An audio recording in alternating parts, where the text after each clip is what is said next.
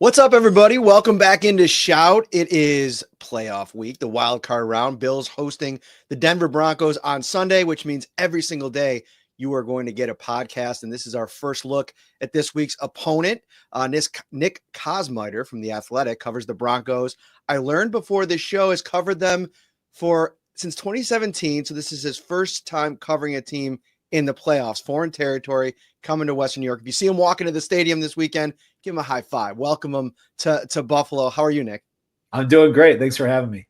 Oh, no, we appreciate you coming on. We like to do this every week, try to take a look at the other team. But before we get to that, as always, we're brought to you by Tops Friendly Markets. Elevate your food game with a great selection of custom cakes, desserts, pizza, sandwiches, fresh fruit, cheese trays, fried chicken, and so much more. Save time and easily shop with the convenience of no-fee pickup on all game day deals. Score great deals in time for kickoff. Shop.topsmarkets.com. All right, Nick. So this Denver Broncos team, they're feisty. They're exciting. They have a young rookie quarterback. They have a defense that absolutely flies around. How have they won 10 games this season? And where do you feel like the strength of this team lies? Well, I think if you're kind of creating a list of why this team had the turnaround that they did and finally got to the postseason for the first time in 9 years, it starts up front defensively. You kind of noted it. This was a team going into the offseason that knew they had to get a lot better up front. They were last in the league last year in terms of opponent yards per carry allowed at 5 yards allowed per carry. They didn't really get after the pass rusher a whole lot because of the fact that they were getting gutted on the ground. Teams were just in good situations offensively.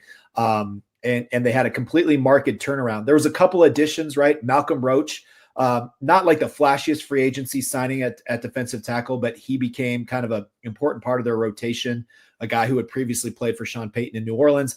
And then they swung a draft day trade for John Franklin Myers, who, the Jets were kind of out leveraged because they acquired Hassan Reddick, that whole fiasco, and they kind of had to remove some salary. So the Broncos got John Franklin Myers on the cheap. And when you added that talent, it allowed a guy like Zach Allen to face fewer double teams, DJ Jones to face fewer double teams.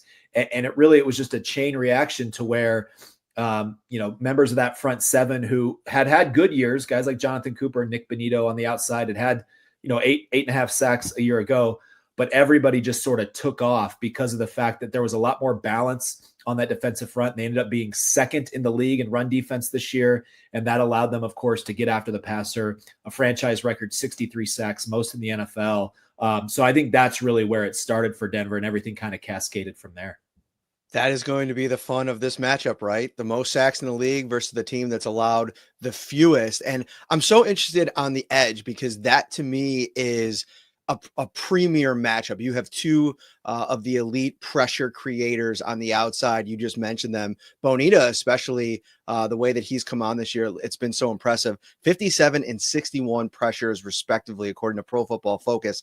And then on the other side, you have Deion Dawkins and Spencer Brown, who literally about as good of a tackle combo as you could find in the league, limiting how many times Josh Allen gets hit, gets pressured, gets flushed. But then after the fact, even if you do get back there, he's so good at kind of weaving his way through the pocket and then obviously getting outside and creating outside there. Is that something you think that the Denver Broncos are equipped to deal with? Obviously, they came into Western New York last year, won that game. How do you feel like they'll try to approach Josh Allen and defending him in this game? Yeah, the Broncos have been at their best when they are aggressive. Vance Joseph, blitzes at the fourth highest rate in the league. They got a lot better at corner this offseason. Riley Moss was a guy who now is in his second year, didn't really play as a rookie outside of some special teams work, but kind of came in and from the very start of training camp, it was clear that he was going to be the best starting corner they've had opposite Pat Surtain since Surtain got drafted here in 2021. And so that allowed them to play more man coverage, and that freed Vance Joseph up to really kind of get after it. And even when they haven't been blitzing, they've won with the front four quite often this year. And that's been a big key to their success. But you mentioned it. It is a completely different ballgame, not only because they're facing better personnel on the offensive line, on the outside in particular, but because of Allen and what he does. The Broncos kind of had a taste of this, certainly Anthony Richardson is nowhere near the quarterback that Josh Allen is, but in terms of being a guy who you have to rally to him when one guy hits him, he's not going to be taken down by one defender. Kind of getting a taste of what that means to really finish the play. I think there's going to be a lot of like, hey, not worrying less about trying to turn the ball over versus just kind of get them down on the ground. I think that's going to be an emphasis for the Broncos this year, or this weekend rather. But they've shown the ability to get after good quarterbacks. They sacked Joe Burrow 7 times a couple weeks ago. So, I think they're going to be ready for that challenge. John Franklin Myers was such a key addition. I actually was puzzled why the Jets were willing to get rid of him. I get the Hassan Reddick and the money and all that kind of stuff, but it completely changed the complexion of their defense. So it's no surprise that he's kind of injected even more juice into that unit up front. Patrick Surtain, one last thing on this defense. He's so good, but I think the interesting part about this game is Amari Cooper. They brought him in to kind of give them a man coverage beater, and he'll likely be available. He's been away from the team dealing with a personal family matter. Sean McDermott hopes that he gets back for this game, but like that's the guy you would think, Amari Cooper versus Surtain, but Amari Cooper hasn't been playing 100% of the snaps. So how do you feel like they'll kind of play Surtain against this nameless, faceless wide receiving room? Yeah, and I think that's been sort of, from the outside at least, one of the strengths of the Bills is that, like, you can't really just take away one guy. It seems like a pretty shared offense in terms of who gets the pass catching production, who can hurt a defense, and so they'll do what they've done quite a bit, even when Surtain kind of takes the assignment, so to speak, of the other team's top wide receiver. Teams have typically tried to move that guy around the formation from time to time in order to kind of get him out of that matchup with Surtain, or at least have Denver's defense show its hand a little bit. But whoever Pat Surtain is on, like, they're gonna have a hard time getting unleashed. He has been absolutely phenomenal this year in terms of taking away, the top target. So it becomes incumbent upon the opposing offensive coordinator, if there's a guy that they really want to have be a big part of the passing game, to sort of move them, have them be kind of nomadic in the game plan, so to speak. But yeah, Buffalo's strength, like I said, is that they have not, you can take a guy away and they're still able to kind of spread it around. They're not really worried about who gets the production, who gets the glory. And I think that it ultimately makes you dangerous, especially when they've built up so much confidence with some of those younger players. Let's move things over to the offensive side for the Bills for a second, because I went back and looked at a little bit of the game between these two teams last year, and Dalton Kincaid really came on late in the season. I felt like this game was maybe even the start of that, or at least in that area of games. He ended up going for 50 and a touchdown. He's had a solid second season, and it hasn't been anything to write home about. He's been dealing with a knee injury. Dawson Knox has kind of been the guy that they've leaned on over the past month while they've been waiting to get him back. If you look at that Bengals game, which I feel like is a great recent example of going up against a good offense, you see Mike Gesicki going for 10 catches on 12 targets for 86 yards. Huge part of that game.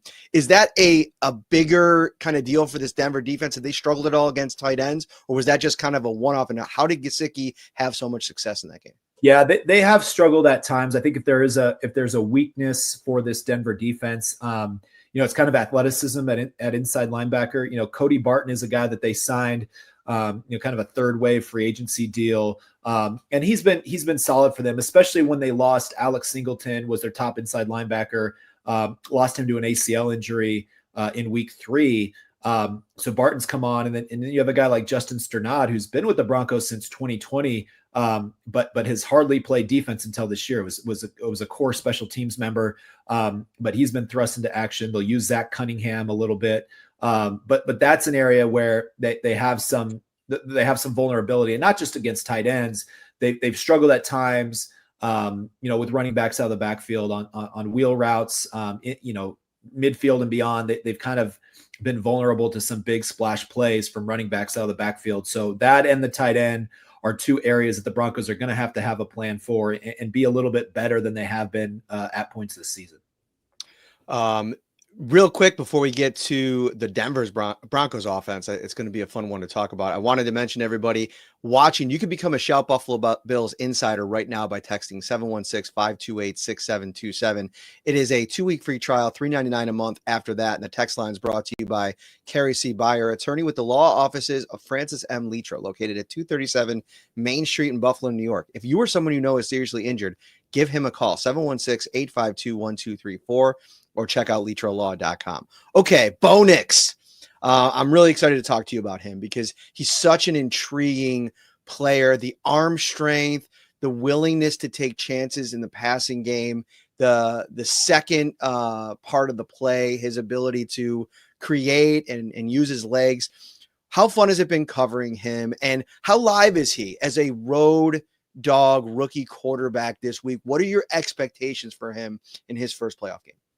Well, I think number one, the expectation that I would have is that, whether he plays great or not on Sunday, the one thing that we've come to expect about Bo Nix is he's not going to be overwhelmed or rattled by the environment, by the stakes, but by any of that. I think he immediately endeared himself to teammates with the level of poise he showed. He showed up into a 3-quarterback starting competition. Now, whether that was truly the competition, they're setting that up to make sure that the rookie wasn't handed anything.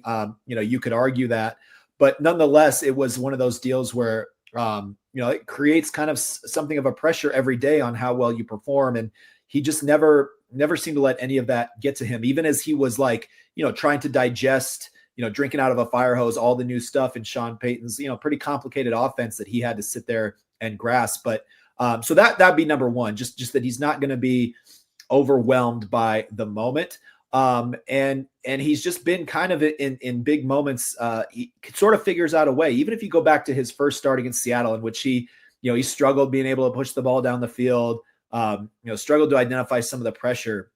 He kind of brought them back late in the fourth quarter, scored a tough rushing touchdown, got him to within a score. They were a third down stop away from being able to go and potentially drive for a winning touchdown. And so you saw it kind of early on that he was sort of game for those situations. And then, his athleticism has been a big part of that. He's not Josh Allen in the terms of the way that he runs, not that size, not that, even that speed perhaps. But he is fast, and he has been able to use his legs as a pretty big weapon when things just aren't materializing for the Broncos the way that they need to. And then lastly, I think one of the biggest things the Broncos wanted to do offensively this year is take less sacks, put the ball in harm's way less. They were among the teams, among the NFL's leaders last year in turnover-worthy plays, took a lot of third down sacks, those sorts of things with Russell Wilson. They made kind of a wholesale flip of that. Bo Nix is hard to sack. Again, not as hard as Josh Allen has been this year, but the Broncos have the second lowest sack rate allowed in the NFL. So he has been a guy that is tough to get down, and I think all those things matter when you're Denver's best chance will be to try to play a close game, avoid some of those big negative plays, and he's shown an ability to do that so far this season. In terms of Bo Nix's weapons, Courtland Sutton getting Nix this year, obviously looks like it's revitalized him in so many different ways. I mean, he still had the touchdown production last year, but 8 touchdowns, 1,081 yards, first time over 1,000 yards since 2019 for him. How much has Nix meant to him, and how much has he looked like the Courtland Sutton from maybe a couple years ago this season? Yeah, he's had a great year. He really has. And it started, with him for the first time in his career not attending Denver's offseason program. They were in a little bit of a stalemate about reworking his contract, which, might be something that they're headed to again this offseason because he's got no guaranteed money left, a big cap number. So they're going to have to decide how they handle all that. But he worked on his own from afar, came into training camp in great shape.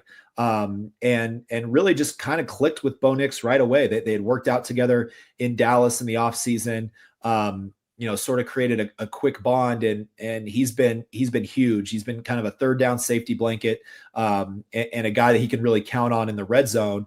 As you mentioned, he's got 18 touchdown receptions in the last 2 years.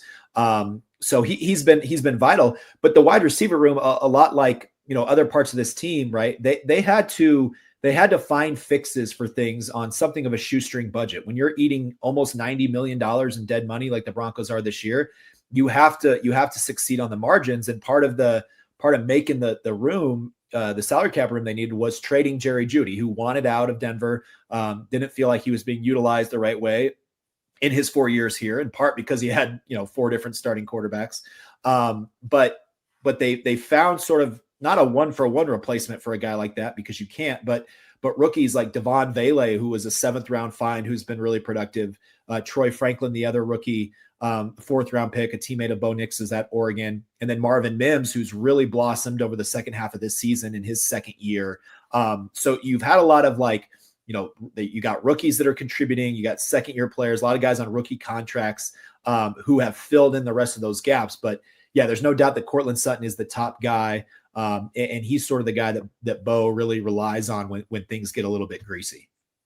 I look at Marvin Mims especially, and 13 targets, 13 catches over his last 2 games, 4 touchdowns. I mean, I know that the Kansas City Chiefs played a practice squad team last week, but it's still eye-popping. And going back to the draft, I remember writing a little bit about him as maybe a 2nd to 3rd round target for the Bills. He obviously brings that big play juice, 93-yard long reception this season.